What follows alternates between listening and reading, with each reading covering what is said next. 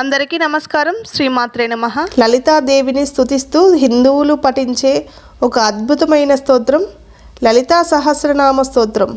శక్తి ఆరాధనలోనూ శ్రీ విద్యలోనూ ఈ స్తోత్రానికి ఎంతో ప్రాముఖ్యత ఉంది.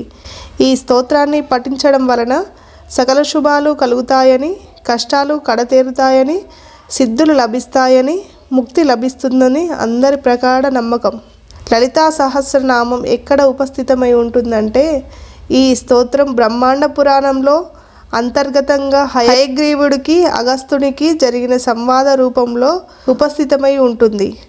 లలితా సహస్రనామాన్ని వశిన్యాది దేవతలు వశిని, కామిని, అరుణ, విమల, జయిని, మేదిని, సర్వేశ్వరి, కౌలిని అనే 8 మంది దేవతలు దేవి ఆజ్ఞానుసారం దేవీ స్తుతి కోసం పఠించారని చెప్పబడింది.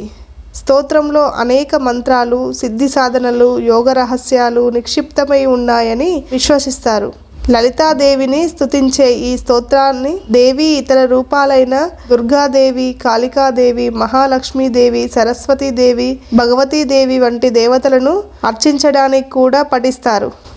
పారాయణం, అర్చన, హోమం వంటి అనేక పూజా విధానాలలో ఈ లలితా సహస్రనామ స్తోత్రం పఠించడం జరుగుతుంది. ఈ స్తోత్రాన్ని ఎవరికి ఉపదేశించారు అంటే బ్రహ్మాండ పురాణం 36వ అధ్యాయం లలితోపాఖ్యానంలో లలితా సహస్రనామ స్తోత్రం ఉంది. ఇందులో లలితాదేవిని సకల శక్తి స్వరూపిణిగాను, సృష్టి స్థితి లయకారిణిగాను వర్ణించారు. ఈ మహావిష్ణువు అవతారమైన హయగ్రీవుడు అగస్త్య మహామునికి ఈ స్తోత్రాన్ని ఉపదేశించాడు. లలితా పురాణంలో బండాసురుణ్ణి సంహరించడానికి దేవి అవతరించినట్లుగా వర్ణించబడింది. ఇలాంటి వీడియోల కోసం ఛానల్ని అయితే సబ్స్క్రైబ్ చేసుకోండి. వీడియోకి అయితే ఒక లైక్ చేయండి.